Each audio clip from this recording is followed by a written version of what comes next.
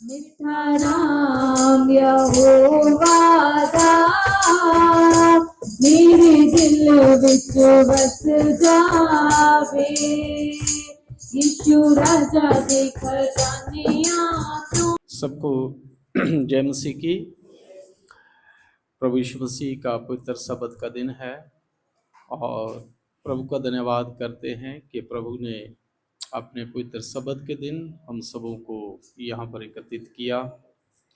समस्त कलीसिया जनों को जो भी आज प्रभु की आराधना में सहभागी हुए हैं, प्रभु आप सबों को बहुत आयत से बरकत और आशीष देवे और शांति के साथ प्रभु के वचन को सुनेंगे। और मैं जो विश्वास करता हूं कि आज का वचन आप सबके लिए बहुत बड़ी बरकत और आशीष का कारण होगा।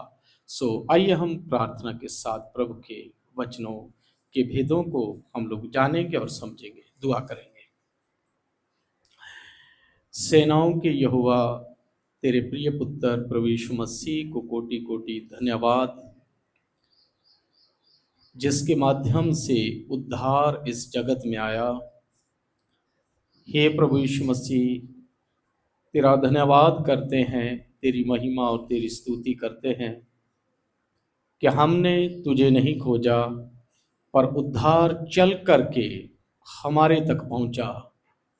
हे प्रभु, आज उस उद्धारकर्ता की गवाही जिसको सुसमाचार कहा जाता है, हे प्रभु तूने उस सुसमाचार के गवाह के रूप में हमें ठहराया है कि हम इस जगत को बताएं कि मोक्ष का दाता, उद्धार का कर्ता, मुक्तिदाता, तारणहार कोई और नहीं लेकिन परमेश्वर का एकमात्र भेजा हुआ उसका प्रिय पुत्र जो मानव देह में उत्पन्न हुआ, नासरत का यीशु है और वही मसीहा है। हे प्रभु, हम उसके भेद को जाने और समझें और बरकत और आशीष पाएं। मसीह के नाम से मांगते हैं, आमीन आमीन। फिर से सबको जय मसीह की। प्रभु आप सबों को आशीष देवे। आज जो हमारा वचन है, जो वचन का शीर्षक है वो है दशमांश। अंग्रेजी में उसको टाइथ बोला जाता है, हिंदी में उसको दशमांश बोला जाता है।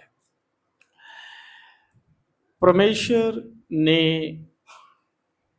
एक व्यवस्था बनाई और उस व्यवस्था को समझना और उस व्यवस्था का पालन करना हमारे लिए, हम विश्वासियों के लिए बहुत ही अहम है, बहुत ही ज़रूरी है। और यदि हम उस व्यवस्था का विधिवत तरीके से पालन नहीं करते हैं तो इसका स्पष्ट प्रमाण यह है कि हम प्रभु की सुनते नहीं हैं। बाइबल कहती है मरकुस 7:7 में कि ये व्यर्थ मेरी आराधना करते हैं, क्योंकि जरूरी है कि हम लोग ना केवल मुंह से, ना केवल होठों से, लेकिन जो प्रभु कहता है उसको हूबहू पालन करके, अनुशासन में रह करके या उसकी विधियों को मान करके हम लोग प्रभु को प्रसन्न कर सकते हैं और प्रभु ऐसी भक्ति को पसंद करता है। आज दशमांश के बारे में जो व्यवस्था है प्रभु की, जो नियम है, कई लोग यूट्यूब देखते हैं और उसमें कई तरह की बातें सामने आती हैं। कई लोगों को डिस्करेज भी होता है उससे। कई लोग ऐसे भी प्रचारक आपको मिलेंगे जो ये कहते हुए सुनाई देंगे कि दशमांश जरूरी नहीं है, नए नियम में दशमांश की आवश्यकता नहीं है। मेरे प्रियो, ऐसा कुछ भी नहीं है। आज हम, यदि आप ध्यान से सुनोगे तो आपको इन बातों के, इन प्रश्नों के उत्तर जो हैं आज के वचन के माध्यम से आपको जरूर मिलेंगे। और दूसरी बात यह है कि कई लोग कई तरह की बातें करते हैं। आप हर चीज सुन सकते हैं, लेकिन आपका रिश्ता यदि खुदा के वचन के साथ गहरा है तो आपके ऊपर उन बातों का असर नहीं होगा जो वचन से हट करके हैं। आपके ऊपर उस बात का असर होगा जो बाइबल आपको बताती है, बाइबल आपको सिखाती है। दशमांश इससे पहले कि मूसा के द्वारा व्यवस्था आती, यदि आप इब्रानियों उसके 7 अध्याय को 9, 10 या 10-11 आयत को पढ़ेंगे, 9 से आगे, तो आप वहां पर पाओगे कि दशमांश की शुरुआत बाइबल बोलती है कि अब्राहम पहले पहल अब्राहम के द्वारा शुरुआत होती हुई नजर आती है। व्यवस्था जो थी वो 450 साल के बाद दी गई थी। मूसा से 450 साल के बाद वजूद में आई व्यवस्था। सीने पर्वत पर दी गई, यदि हम यूं कहें तो। लेकिन दशमांश इससे पहले कि व्यवस्था दी जाती, जब प्रभु ने अब्राहम को बुलाया, उसके साथ ही दशमांश जो थी उसकी व्यवस्था, उसकी परंपरा प्रभु के दास ने, अब्राहम ने शुरू करी। इसलिए क्योंकि प्रभु चाहता है कि हम इस दशमांश को देख करके धन्य हों, ब्लेस्ड हों, आशीषित हों। इन बातों को भी आज हम वचन से देखेंगे। लेकिन आइए सबसे पहले आप मेरे साथ खोलेंगे लेव व्यवस्था की पुस्तक अध्याय 27। जिनके पास प्रभु का वचन है मेरे साथ खोल ले में लेव व्यवस्था अध्याय 27।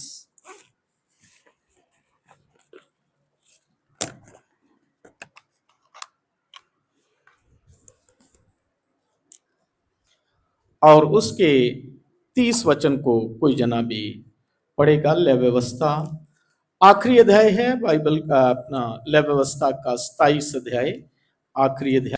फिर भूमि की उपज का सारा दशमांश, चाहे वो भूमि का बीज हो, चाहे वृक्ष का फल, वो यहोवा ही का है और वो यहोवा के लिए पवित्र ठहरे।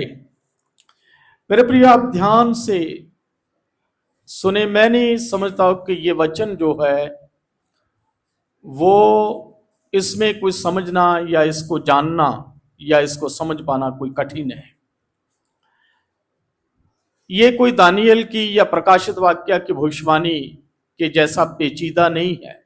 27 की 30 ये इतना सरल और साफ है कि आप दौड़ते हुए, आप कम पढ़े लिखे होते हुए भी आप बड़े बड़े आराम से इस वचन को समझ सकते हो। यो यहोवा परमेश्वर लेव व्यवस्था 27 की 30 में बोल रहा है। और यदि फिर भी आप लोगों से भ्रमित होते हो, आप किसी के कहने में आकर के या अपने अपने आपको कोई यूट्यूबर नहीं भी बोलता है, आप स्वयं कहीं ना कहीं से ये कल्पनाएं करके कि इसकी क्या जरूरत है, आप इस बहुत बड़ी व्यवस्था को या प्रभु की आज्ञा को टालते हो, तो इसका लेखा आपको स्वयं देना पड़ेगा। सो प्रभु का वचन क्या कहता है, फिर सुने। फिर भूमि की उपज का सारा दशमांश, भूमि की उपज का सारा दशमांश, चाहे वो भूमि का बीज हो, चाहे वृक्ष का फल, वो यहोवा ही का है। कितना क्लियर है। मैं नहीं सोचता हूं कि किसी के समझ में ना आया हो। प्रभु के वचन में लिखा है कि भूमि की उपज का सारा दशमांश, चाहे वो वृक्ष के फल हो, चाहे वो फसल हो। मेरे प्रियो,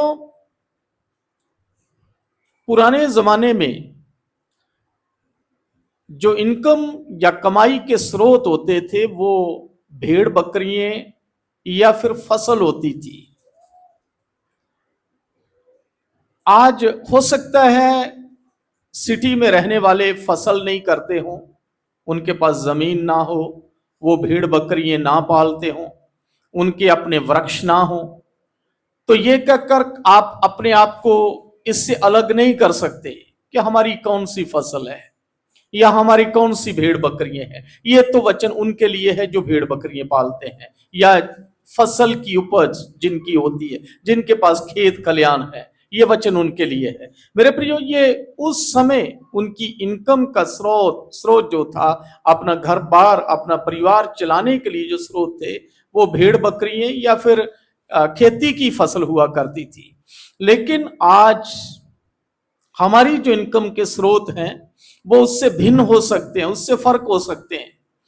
हम मजदूरी के द्वारा अपने घर परिवार को चला सकते हैं, हम प्राइवेट जॉब करके, अपना खुद का बिजनेस कारोबार करके, अपन नौकरी करके, आज नौकरी के द्वारा कमाया हुआ धन, फिर प्राइवेट बिजनेस करके कमाया हुआ धन, ये सारी उसी श्रेणी में आता है जो प्रभु के वचन में लिखा है। हम ये कहकर अपने आप को उससे अलग नहीं कर सकते, भिन्न नहीं कर सकते कि हम पर ये प्रभु का वचन लागू नहीं होता। ये तो फसल की कमाई के दशमांश की बात की जा रही है, या भेड़ बकरियों के दशमांश की बात की जा रही है। नहीं, हर तरीके का कमाया हुआ पैसा, धन, बाइबल बोलती है, फिर सुने, लिखा है फिर भूमि की उपज का सारा दशमांश, चाहे वो भूमि का बीज हो, चाहे वृक्ष का फल, वो यहोवा ही का है और वो यहोवा के लिए पवित्र ठहरे। क्लियर लिखा हुआ है कि हर तरीके का दशमांश ये प्रभु का वचन है। लेव व्यवस्था का वचन ना केवल किसी एक वर्ग, एक जाति के लिए या किसी एक कौम के लिए लिखा गया, एक राष्ट्र के लिए, जैसे कि कई लोग ये कहकर टाल देते हैं ये तो यहूदियों के लिए है। प्रभु का वचन सब के लिए है, क्योंकि मैंने पहले ही आपको बता दिया कि दशमांश की जो परंपरा थी, जो आज्ञा थी, ये इसके हुक्म की पालना थी, वो व्यवस्था आने से 450 वर्ष पहले शुरू कर दी गई, जबकि इजरायली कौम का कोई वजूद ही नहीं था। पहला ईमानदार, पहला विश्वासी अब्राहम ने मलकीसिदक को अपना दशमांश दिया। प्रभु के वचन में लिखा है कि भूमि की हमारी कमाई का हर कमाया हुआ हर तरीके से धन या पैसा, प्रभु के वचन में लिखा है कि वो परमेश्वर के लिए पवित्र ठहरे और वो केवल प्रभु का है, परमेश्वर को बिलोंग करता है, हमारा उस पर कोई हक नहीं है। यदि हम 100 रुपया कमाते हैं तो स्पष्ट है कि 10वें उसका जो दशमांश है 10 रुपए, उस पर हमारा कोई हक नहीं है, वो परमेश्वर का है। और बाइबल कहती है कि वो परमेश्वर के लिए पवित्र ठहरना चाहिए। 10वां हिस्सा खुदा का है, 90 हिस्से जो है या 90% भाग जो है, 100 में से 10 प्रभु के लिए हो गए और 90 जो हैं वो हमारी अपनी दैनिक जरूरतों को पूरा करने के लिए हम इस्तेमाल कर सकते हैं। वैसे देखा जाए तो जब आप भजन संहिता उसके 24 अध्याय को पढ़ते हैं तो वहां पर इस बात को पाते हैं कि सब कुछ, पृथ्वी और उसकी सारी भरपूरी, सब कुछ यहोवा परमेश्वर का है। ये जो हमारे पास 90% है या रह गया है, वो भी हम ये नहीं कह सकते कि वो हमारा है। सब 100% जो है वो प्रभु का है, चाहे वो हमारी देह है, चाहे हमारा घर है, चाहे हमारे खेत खलियान है, ये सब 100 का 100% मालिकाना हक जो है ये सब परमेश्वर का है। चाहे हमने किसी भी रीति से उसको कमाया हो, हमने नौकरी करके कमाया है या फिर भेड़ बकरियां पाल करके कमाया हो, 100% सारे का सारा जो है परमेश्वर का दिया हुआ है। लेकिन परमेश्वर 100% को नहीं मांगता, परमेश्वर 100% को नहीं मांगता। प्रश्न ये उठता है कि क्या परमेश्वर को हमारे दशमांश की आवश्यकता है? क्या परमेश्वर उसका दशमांश के बिना चलता नहीं है? क्यों प्रभु मांगता है? क्यों प्रभु को उसकी जरूरत है? मेरे प्रियो, इसलिए नहीं कि प्रभु को उसकी जरूरत है, इसलिए क्योंकि उसकी आशीष की हमें जरूरत है। प्रभु हमें ब्लेस करना चाहता है, प्रभु हमारे अपने साथ हमारा रिश्ता बेहतर बनाना चाहता है, पार्टनरशिप, सहकर्मी। बाइबल में लिखा है कि कि हम सब प्रभु की खेती है और हम सब उसके सहकर्मी हैं। मतलब वो भागीदारी चाहता है, उसके काम के लिए हिस्सेदारी चाहता है। किसी भी रीति से कोई भी सेवकाई का काम प्रभु यदि चाहता तो स्वर्गदूतों के द्वारा भी इस काम को करवा सकता था, लेकिन प्रभु इस काम में सेवकाई के काम बहुत सारे हैं। बहुत सारे प्रभु के सेवक जो हैं वो सेवकाई बाइबल लेख करके करते हैं, बहुत सारे चर्च के निर्माण करते हैं, कई लोग स्कूलों के द्वारा प्रभु की सेवकाई करते हैं। और हर एक को अपना घर गुजारा चलाने के लिए पैसे की आवश्यकता होती है, धन की जरूरत होती है। हो सकता है आप फ्रंट लाइन पे आकर के प्रभु की सेवकाई नहीं करते हैं या नहीं कर सकते, आपके पास समय नहीं हो सकता है, आपके पास उस तरीके की कॉलिंग नहीं हो सकती है, या फिर आपके पास वैसी पढ़ाई नहीं हो सकती है, या ऐसा बोझ नहीं हो सकता है। लेकिन याद रखें, ये जो पार्टनरशिप है, ये जो बोझ है, ये जो कार्य है, ये जो सहभागिता है, यदि मैं सेवकाई के लिए यहां पर खड़ा हूं तो इसके पीछे बहुत सारे और लोग हैं। आप लोग जो खड़े हो वो हो जो दिखते नहीं हो। मैं यहां पर दिख रहा हूं, लेकिन मैं इस सेवकाई को करने के लिए यदि योग्य हूं, सर्वप्रथम तो उस प्रभु की वजह से, और दूसरा आप लोगों की वजह से, क्योंकि आपकी कहीं ना कहीं इस सेवकाई के पीछे आपकी सहभागिता है। चाहे वो दशमांश के द्वारा हो सके, चाहे वो प्रार्थना के द्वारा हो सके। सो प्रभु पार्टनरशिप चाहता है। क्या आप इस बात से खुश नहीं हो? आपको दुनिया का कोई महत्वपूर्ण व्यक्ति, कोई बड़ा व्यक्ति अपने बिजनेस में पार्टनर बनाना चाहता हो, तो मेरे प्रियो, मैं समझ सकता हूं कि ये पार्टनरशिप जो है हमारे लिए गर्व की बात होगी। प्रभु यीशु मसीह में आत्माओं को जीतना, सुसमाचार प्रचार करना, और उसमें प्रभु इस सेवकाई में स्वर्गदूतों को पार्टनर नहीं बना रहा है। इस सेवकाई को करने के लिए प्रभु दशमांश देकर मुझे और आपको अब इसका हिस्सेदार बनाता है। सेवकाई में एक पार्टनर के रूप में रखता है कि हम हमारा हिस्सा देकर प्रभु की मिनिस्ट्री में एक पार्टनरशिप को अदा करें। सो ये बहुत जरूरी है। इसलिए प्रभु कहता है, ये हुक्म है, कमांड है, आदेश है कि ये कोई रिक्वेस्ट नहीं है कि दिया करो, ये एक हुक्म है, प्रभु का आदेश है। प्रभु स्पष्ट कहता है कि पृथ्वी या उसकी उपज का या वृक्षों के बीज का या फल का जो दशमा हिस्सा है या दशमांश है वो परमेश्वर का है और वो यहोवा के लिए पवित्र है। और जो पवित्र, आपको पता है पवित्र चीज जो है वो पवित्र कौन है? परमेश्वर है। ये वचन पवित्र है, ये भवन पवित्र है, शब्द पवित्र है। इसी रीति से परमेश्वर का दशमांश जो है वो पवित्र है। ये भवन हम हमारे काम के लिए इस्तेमाल नहीं कर सकते, इसकी चीजें हम हमारे लिए इस्तेमाल नहीं कर सकते, शब्द हम हमारी मर्जी से गुनाह के लिए इस्तेमाल नहीं कर सकते, हम वचन को अपने लाभ के लिए इस्तेमाल नहीं कर सकते, हम परमेश्वर को अपने तौर तरीके से अपने लाभ के लिए इस्तेमाल, अपने फायदे के लिए इस्तेमाल नहीं कर सकते। इसी रीति, क्योंकि वो बहुत पवित्र है। आपको पता है परमेश्वर कितना पवित्र है? वो अति पवित्र है। स्वर्गदूत उसके सामने कांपते हैं, श्राप जो है वो अपने मुंह को उसके सामने ढक लेते हैं, वो इतना पवित्र है। और वही पवित्र शब्द जो है वो दशमांश के लिए इस्तेमाल हुआ है। मैं और आप जो हम कमाते हैं या प्रभु हमें देता है 10वें हिस्से के रूप में, यदि 1000 कमाया है तो 100 रुपया पवित्र है। और यदि हम उस पवित्र में से कुछ मारते हैं, दबाते हैं, खाते हैं, हम हमारे 90 के साथ हमारे तरीके से हम कुछ भी कर सकते हैं।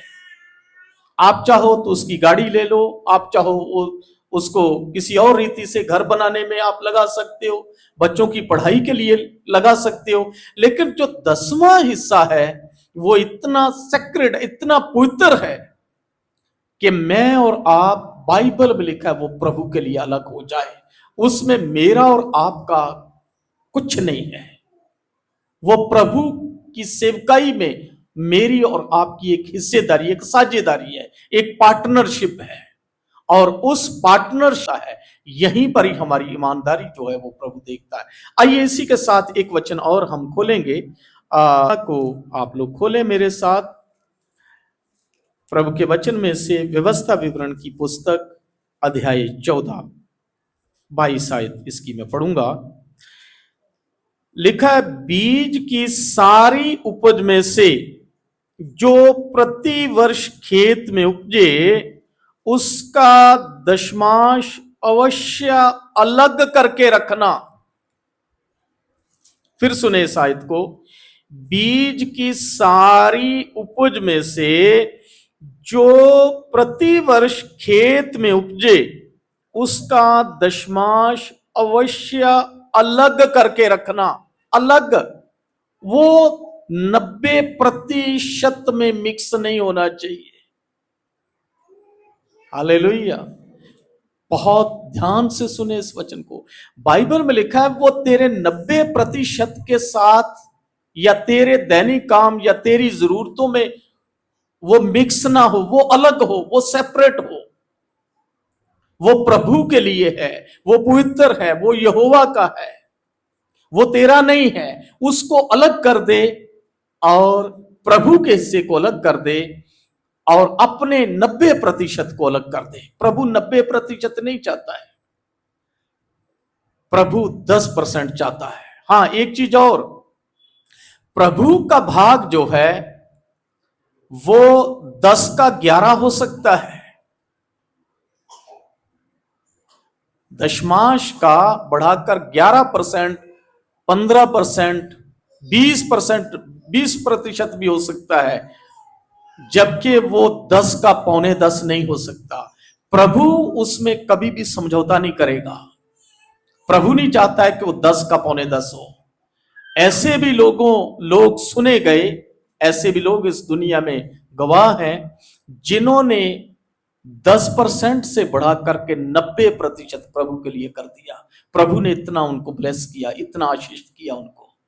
सो मेरे प्रियो, ये चीजों को समझना बहुत, देखिए, क्लियर। मैं नहीं समझता हूं इसमें कोई गुंजल है, मैं नहीं समझता हूं इस वचन को समझना ऐसा नहीं है कि इसमें कोई भविष्यवाणी है, ऐसा नहीं है कि इसको कोई समझाए तो मेरे समझ में आए।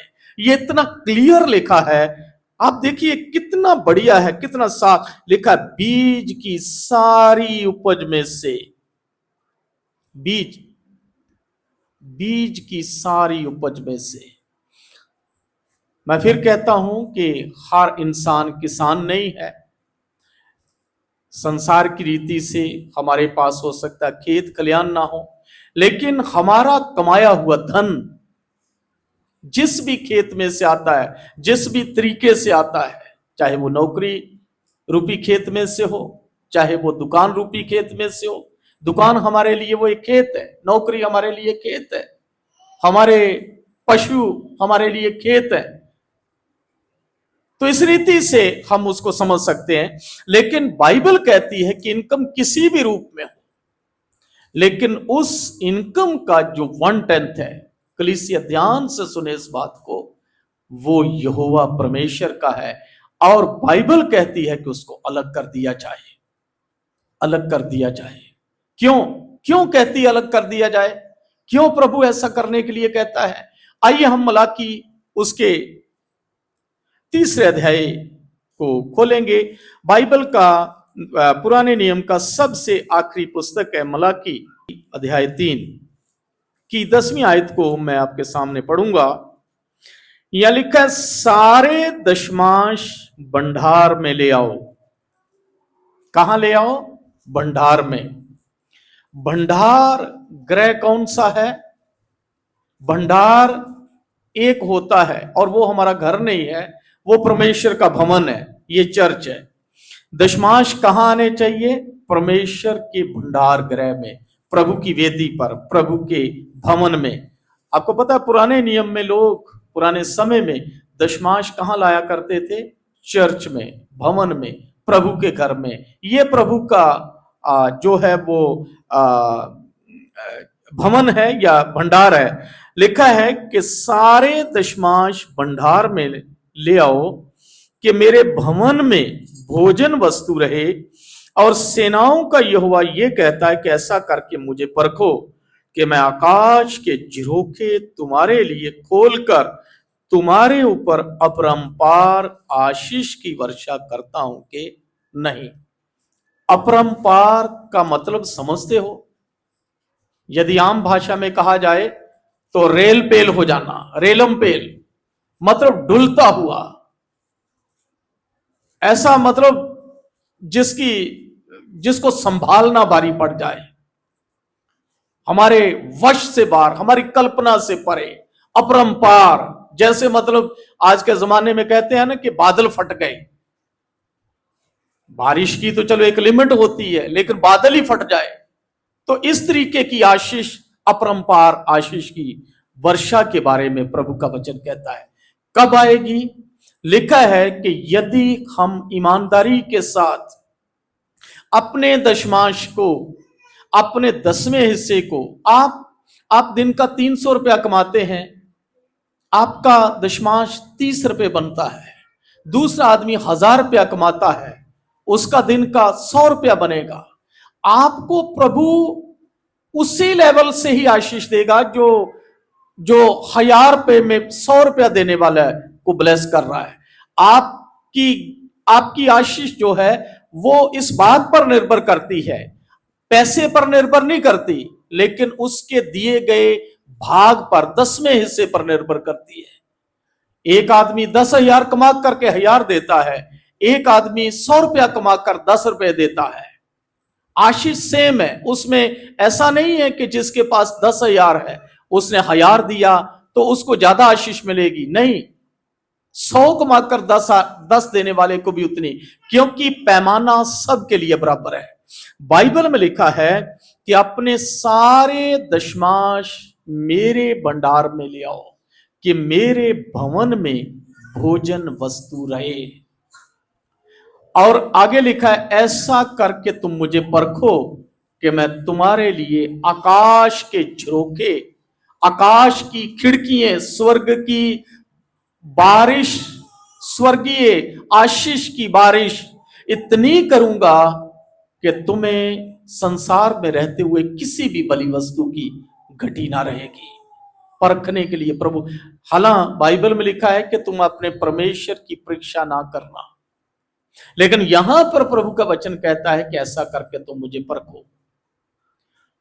और ये रियलिटी है। यदि प्रभु इस बात पर इतना जोर देता है, यदि प्रभु का वचन इस बात पर, क्योंकि प्रभु जानता है इस संसार में रहते हुए हमारी जरूरतें रहेंगी। प्रभु जानता है कि इस संसार में हमारे बहुत सारे काम हैं, घर बार, गाड़ी घोड़े, बच्चों की शादी विवाह, पढ़ाई लिखाई के बहुत सारे खर्चे हैं, लेकिन सूत्र, फार्मूला जो है इतना सरल है हर व्यक्ति के लिए। प्रभु कहता है आप इसको करके देखो, इसको परख करके देखो कि मैं तुम्हारे लिए आकाश के झरोखे खोलता हूं कि नहीं। 11वीं आयत इससे भी बड़ी, आप पढ़िएगा, वहां लिखा है, मैं तुम्हारे लिए नाश करने वाले को ऐसा घुड़कूंगा कि वो तुम्हारी भूमि की उपज नाश ना करेगा। बाइबल में लिखा है, तुम्हारे नाश करने वाले को ऐसा घुड़कूंगा कि तुम्हारी खेत के जो कीड़े तुम्हारी फसल को बिगाड़ते हैं वो नहीं बिगाड़ेंगे। नाश करने वाले कीड़े को घुड़कूंगा कि वो तुम्हारी फसल को जो बिगाड़ते हैं वो नहीं बिगाड़ेंगे। क्या ये फसल के कीड़ों के लिए लिखा गया है? इस बात को सीरियसली लो। जब प्रभु कहता है कि अपना दशमांश, अपना 10वां हिस्सा ईमानदारी के साथ आप दोगे, तो ऐसे कीड़े हैं, मैं फिर कहता हूं कि हर आदमी की खेती नहीं है, हर आदमी की जमीन नहीं है, पर फिर क्या दशमांश या फिर ये 11वीं आयत उन्हीं के लिए है जो खेती करते हैं, उनके तो खेत में कीड़े भी लगते हैं, तो फिर वो क्या जिनके खेत नहीं है?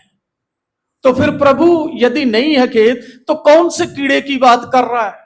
कौन से ऐसे कीड़े हैं जो हमारी फसल को, हमारे खेत को बर्बाद कर रहे हैं? और फिर कौन सी चीजें हैं जो दशमांश देने के बाद प्रभु वादा करता है कि उन नाश करने वाले कीड़ों को मैं घुड़कूंगा? मेरे प्रियो, ऐसी बहुत सारे भयंकर कीड़े हैं जो प्रभु हमारे जीवन से, हमारे परिवार से, हमारी दिनचर्या से उनको घुड़केगा, डांटेगा। बाइबल कहती है कि वो छोड़ करके चले जाएंगे।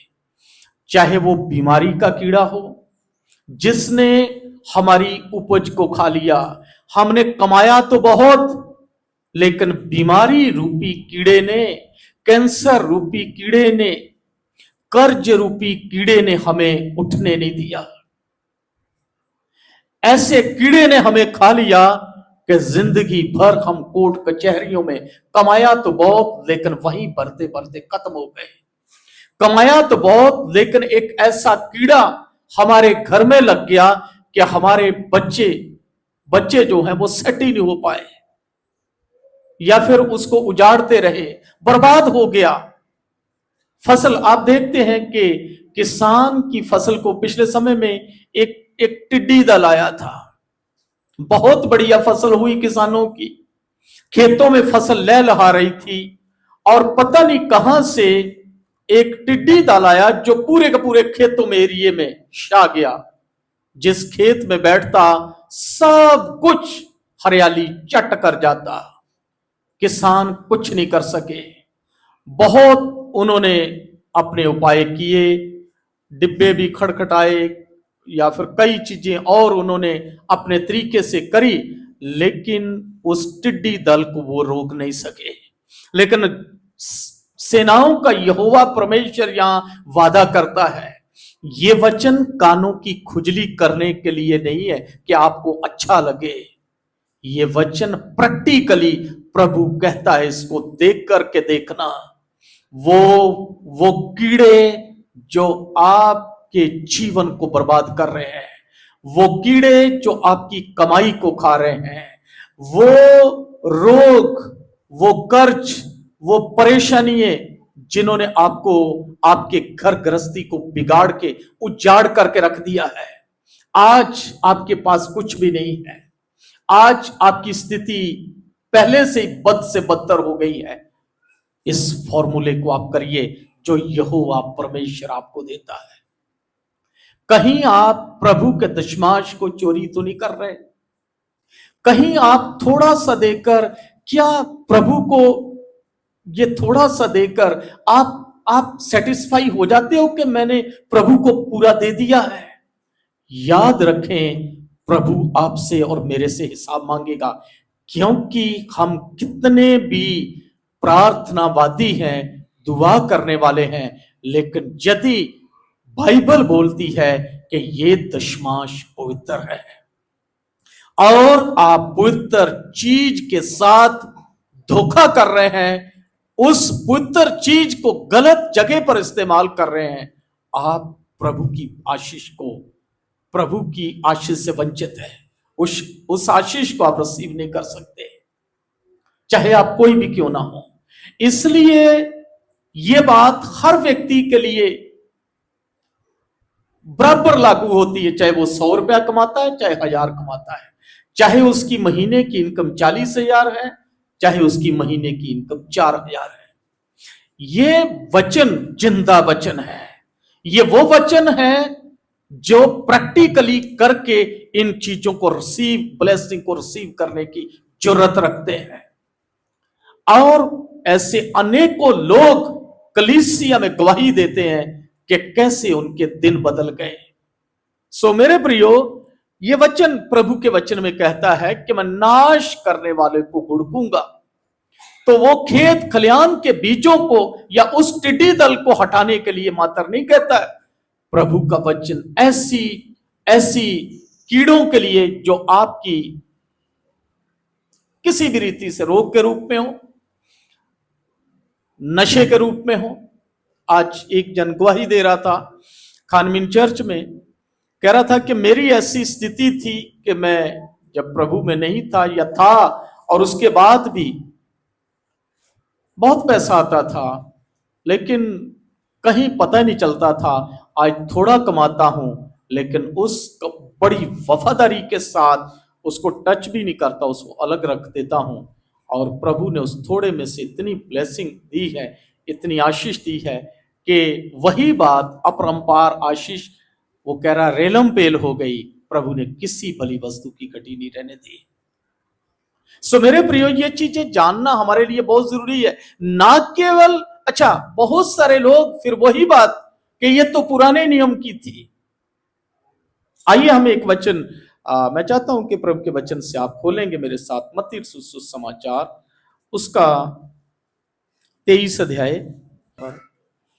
यहां लिखा है 23 की 23, हे कपटी शास्त्रियों और फरीसियों, तुम पर हाय, तुम पुदीने और सौंफ और जीरे का 10वां अंश देते हो, परंतु तुमने व्यवस्था की गंभीर बातों को अर्थात न्याय, दया और विश्वास को छोड़ दिया है। चाहिए था कि इन्हें भी करते रहते और उन्हें भी ना छोड़ते। प्रभु क्या कहता है? तुम दशमांश तो देते हो हर चीज का, चाहे वो सौंफ है जी, हर चीज मतलब रेगुलर देते हो। और बहुत सारी ऐसी चीजें हैं जो दशमांश देकर आप प्रभु को खरीद लेते हो। आप सोचते हो कि मेरी प्रभु के साथ पार्टनरशिप हो गई, मेरी उसकी सेवकाई में साझेदारी हो गई, अब मुझे कोई खतरे वाली बात नहीं है। लेकिन बहुत सारी ऐसी चीजें हैं जो नजरअंदाज कर देते हो, न्याय को, दया को, ये सारी बातें। लेकिन मूल जो समझने वाली बात है, मैं उस पे लेके आ रहा हूं। ये यीशु मसीह के वचन है, यीशु मसीह की ये सात हाय है जो बोल रहा है। कह रहा है कि चाहिए तो ये था कि तुम ये भी करते और उसको भी ना छोड़ते, यानी कि दशमांश को भी उसने करते रहने के लिए बोला, और साथ में दूसरी जो आज्ञाएं हैं, दया जो दूसरे लोगों पर बतानी है, ये सारी चीजें उसको भी करते रहने के लिए प्रभु ने बोला है।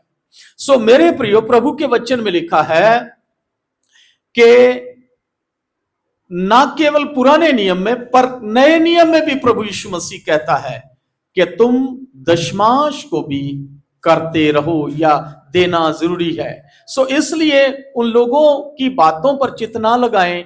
देखिए, बहुत सारी ऐसी बातें हैं जो आपको शैतान कहलवाकर, किसी व्यक्ति के द्वारा वचन सुनवाकर आपको उन आशीषों से वंचित कर देना चाहता है जो आपने मलाकी 3:10 में पढ़ी है।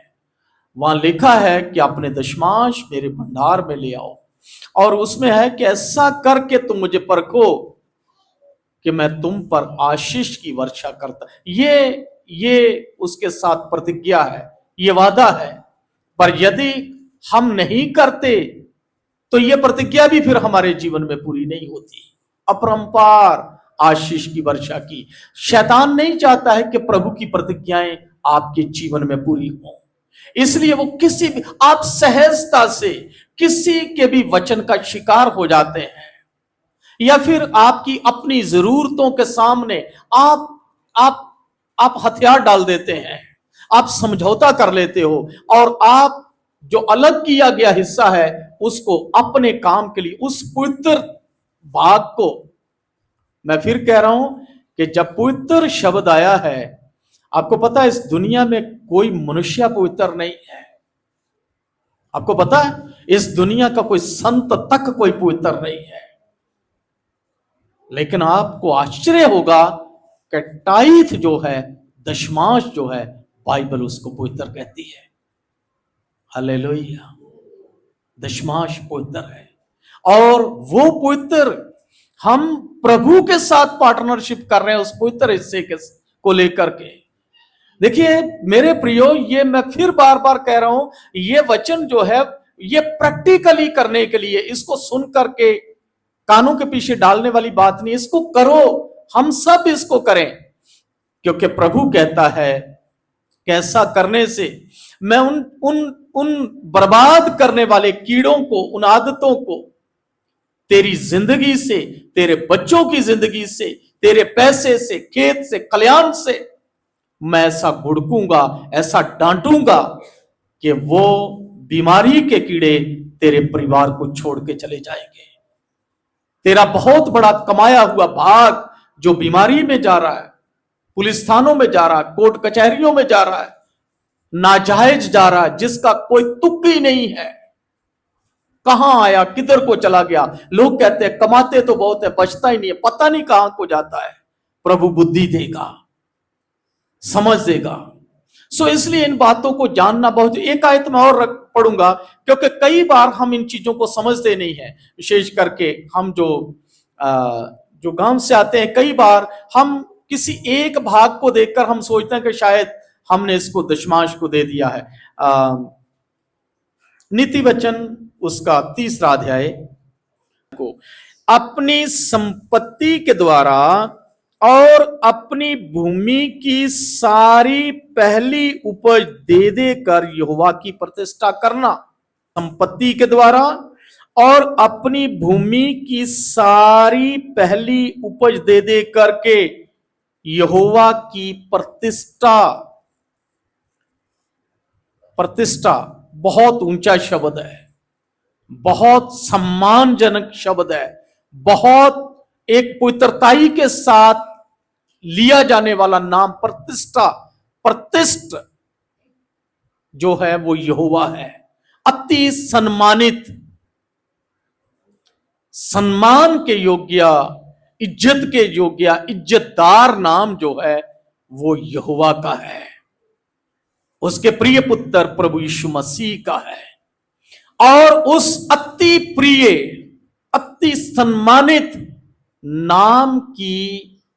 नाम को जो इज्जत देने का तौर तरीका है, वो लिखा है कि अपनी भूमि, अपनी संपत्ति और अपनी भूमि का पहला हिस्सा देकर उसके नाम को और भी जलाल दिया कर, इज्जत दिया कर। अच्छा, अब यहां 2 चीजें हैं, पहला फल अलग है, पहला भाग अलग है और दशमांश अलग है। कई बार हमारे खेत में फसल होती, मकई होती है, और हम खेत से 7 भुट्टे ले आए या 5 भुट्टे ले आए और हम यहां चर्च में रखते हैं, ये पहला भाग है, ये भी प्रभु को सम्मान देने वाली बात है, पर यह दशमांश नहीं है।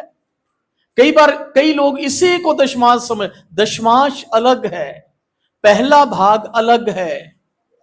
सो इसमें समझने की जरूरत है। हालांकि बहुत बड़ी, कोई बड़ा इसमें ऐसा कोई नहीं है, उलझन नहीं है कि आप समझ ना सको।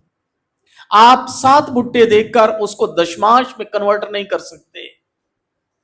आप ये करकर ये नहीं कह सकते कि मैं दशमांश की जिम्मेदारी से फ्री हो गया, नहीं। इसकी बहुत बड़ी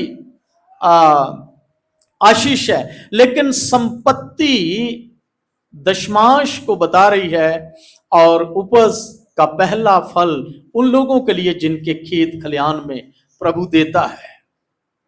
सो हालांकि पहला फल जो है वो किसी रूप में भी हो सकता है।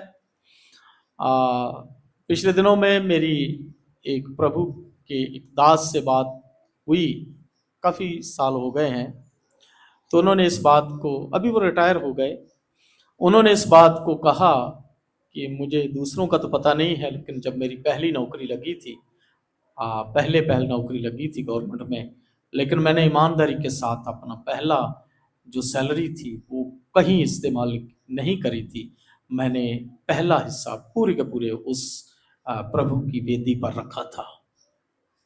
पहला, जरूरी नहीं कि वो फसल के लिए हो। मैंने फिर बताया है कि फसल आज हमारे लिए, हमारा आज कारोबार हो सकता है। सो हर एक चीज के लिए प्रभु का वचन कह रहा है। क्यों कहता है? आगे इसकी 10वीं आयत में लिखा है इस प्रकार तेरे खत्ते हरे भरे और पूरे रहेंगे और तेरे रस कुंडों में नया दाख मधु उमड़ता रहेगा, उमड़ता रहेगा। वहां अपरंपार दशमांश के लिए, और यहां लिखा है उमड़ता रहना, मतलब एक ऐसा सोता जहां डुलता हुआ। एक तो वो होता है ना कि घी का डिब्बा भर जाना, और एक डुलता हुआ ही रहना, हर चीज डुलती हुई, उमड़ता हुआ, वो वाली ब्लेसिंग की प्रभु का वचन बोलता है। सो मेरे प्रिय अजीजों, इन बातों को समझो, ये बातें जानना बहुत जरूरी है हमारे लिए कि दशमांश जो है वो प्रभु का है। अच्छा, इससे भी बढ़िया एक वचन और है जो मैं बाइबल से आपके सामने रखना चाहता हूं। ज्यादा लंबा, कुरिन्थिया प्रभु के पवित्र वचन में से पढ़ेंगे, और उसकी 10वीं आयत। हालांकि आप बाद में भी घर जाके इसको पढ़ लेना, इसमें आपको पूरी जानकारी मिलेगी। समय के अभाव की वजह से मैं एक आयत ही आपके सामने पढ़ूंगा। 2 कुरिन्थिया 9:10 लिखा है, सो जो बोने वाले को बीज और भोजन के लिए रोटी देता है, वो तुम्हें बीज देगा और उसे फलवंत करेगा और तुम्हारे धर्म के फलों को बढ़ाएगा। जो बोने वाले को बीज, देखिए आपको आश्चर्य होगा कि प्रभु ने बहुत बुद्धिमती के साथ बहुत अद्भुत रीति से संसार की रचना करी। प्रभु ने जब वृक्ष एक बार बनाए, अंकित भैया, जब प्रभु ने बनाए या पेड़ पौधे बनाए या पशु बनाए, तो प्रभु ने ऐसा नहीं कि मैं वापस फिर इनको बनाऊंगा, मुझे फिर जब 6 दिन के बाद जब ये चीजें खत्म हो जाएंगी, पेड़ खत्म हो जाएंगे, फिर प्रभु को हुक्म देना पड़ेगा कि आप वापस पेड़ पौधे फिर उग जाएं। ऐसा नहीं है। प्रभु ने एक ऐसा सर्कल बना दिया कि अब मैंने एक बार बोल दिया, अब मनुष्य क्या करेगा, अमरूद तो खाएगा या किसी फल को खाएगा, और उस फल को खाएगा, कई तो बीज के साथ ही खाए जाते हैं, और जो बीज है उसको जब वो डालेगा, वो बीज जो है वापस फिर उसी में से नया पौधा उत्पन्न हो जाएगा। मछलियों को वापस प्रभु को हुक्म देने की जरूरत नहीं है कि वापस फिर मछलियां बने।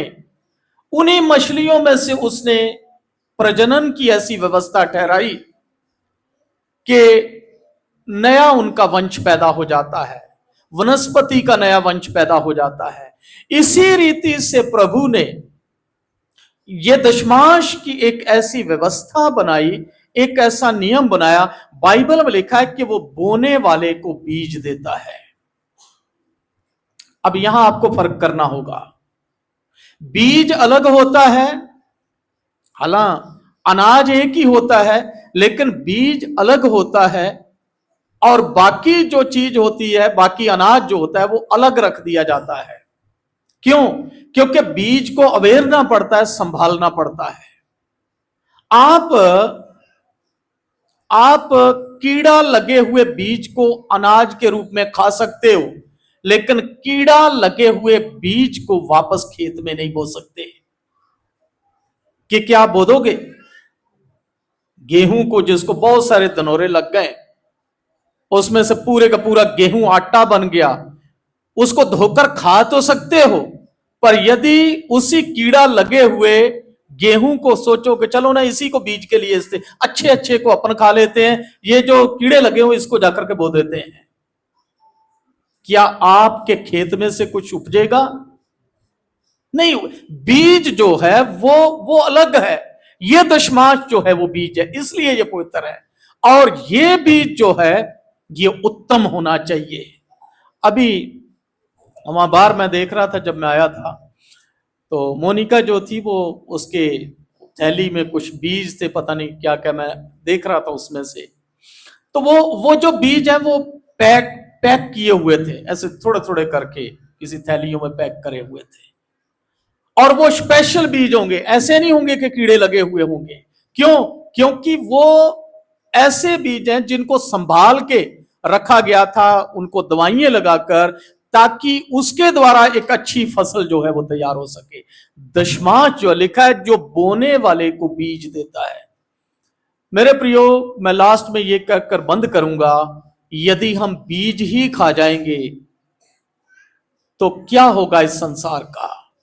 मान लीजिए संसार में, ये पूरी दुनिया ये मतलब एक संसार है छोटा सा, यहां पर 1 क्विंटल गेहूं हुआ है, पूरे संसार के लिए 1 क्विंटल। एग्जांपल दे रहा हूं, यदि 100 किलो गेहूं की जरूरत है, 100 किलो गेहूं प्रभु ने दिया, और हम 100 का 100 किलो ही खा जाएं, और जो 10 किलो अलग प्रभु ने कहा था कि इसको रख देना, क्योंकि इससे तुम्हारा सर्कल चलेगा, उस 10 किलो को वापस बिजाई कर देना, बो देना, उससे तुम्हें अगले साल फिर बढ़िया मिल जाएगा। लेकिन यदि उस 10 किलो को भी अलग नहीं रखा, उस 90 किलो के साथ 10 को भी खा गए, तो उस संसार का क्या हश्र होगा। अगले वर्ष क्या वो संसार जिंदा रह पाएगा? उनके पास खत्म हो गया, क्योंकि वो तो 10 किलो जो बीज था उसको भी खा गए। ये स्थिति आज बहुत सारे मसीहों की है, जो दशमांश बुआई के लिए रखा है, एक उत्तम बीज करके, एक पवित्र जो अलग कर रखा है, इसलिए प्रभु कहता है उसको अलग कर देना और उसको संभाल कर, वो सर्वोत्तम, वो कीड़ा लगा हुआ होना नहीं चाहिए, वो सर्वोत्तम हो, और उसको बो। बाइबल कहती है कि यदि पिछले साल थोड़ा है तो इस बार घुड़कूंगा उन कीड़ों को। प्रभु का वचन कहता है अपरंपार आशीष की वर्षा होगी। यदि पिछले साल 1 क्विंटल हुआ तो प्रभु इस साल उस खेत में से 1.25 क्विंटल देगा। यदि इस बार 1.25 हुआ तो अगली बार 1.5 देगा। बढ़ती होगी, घटती नहीं होगी। दशमांश देने वाले गरीब होते हुए नहीं देखे गए, बढ़ते हुए देखे गए। हालेलुया। प्रभु के साथ पार्टनरशिप करो। प्रभु के साथ, आप दुनिया के साथ अपना पैसा लगाते हो, वो डूब सकता है, वो कीड़ा खा सकता है, आदमी मार सकता है, आपका कहीं ना कहीं आपके पैसे के साथ धोखा हो सकता है, बैंक वाले फ्रॉड करके या आपके पैसे को दबा सकते हैं, बैंक जो है वो उसको दिवालिया घोषित किया जा सकता है। लेकिन दशमांश प्रभु के उस खजाने में, उस पार्टनरशिप का एक हिस्सा है जो कभी डूबता नहीं है, बल्कि प्रभु गारंटी देता है कि अपरंपार आशीष की वर्षा करता हूं कि नहीं।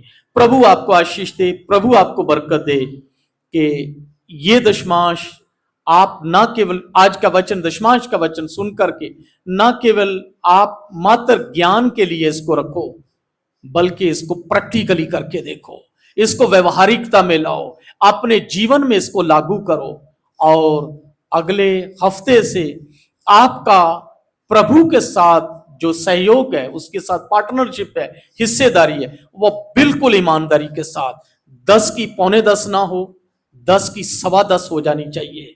यदि आप उसमें थोड़ा भी करते तो बेईमानी 1 रुपए की भी और 100 की भी बराबर है। प्रभु आप सबों को तौफीक दे, बरकत दे, पवित्र आत्मा का दान दे, समझ और बुद्धि दे कि आज का वचन कानों तक ही ना रह जाए, लेकिन दिल की गहराइयों में उतरे और एक बहुत बड़ी ब्लेसिंग, गवाही आप आने वाले दिनों में यहां खड़े होकर के दे सको। प्रभु आपको आशीष दे। आमीन। आइए हम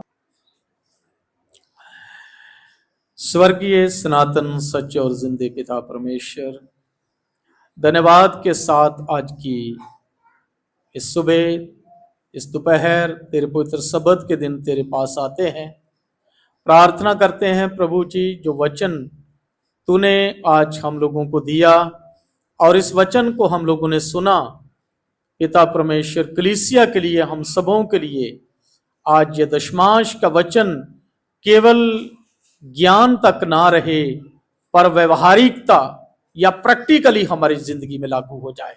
हम इसको करके देखें, चाहे वो मजदूर हो, चाहे वो सर्विस में हो, चाहे अपना कारोबार चला रहा हो, चाहे वो पेंशनर हो। पिता आज कई कीड़े हैं जो उनकी जिंदगी को, उनके कमाए हुए को बर्बाद कर रहे हैं। आप आज वो उसमें से उबर नहीं पा रहे हैं, लेकिन प्रभु तेरा वादा है कि वो चीजें जो उनकी शांति को खा गई, उनकी खुशियों को खत्म कर दिया, प्रभु ये वो प्रतिज्ञा है जो दशमांश देने के बाद प्रभु तू पूरी करेगा। ये पिता, हम सब इसको प्रैक्टिकली करने वाले हो सके, हमको आशीष और बरकत दो। प्रभु यीशु मसीह के नाम से मांगते हैं, आमीन।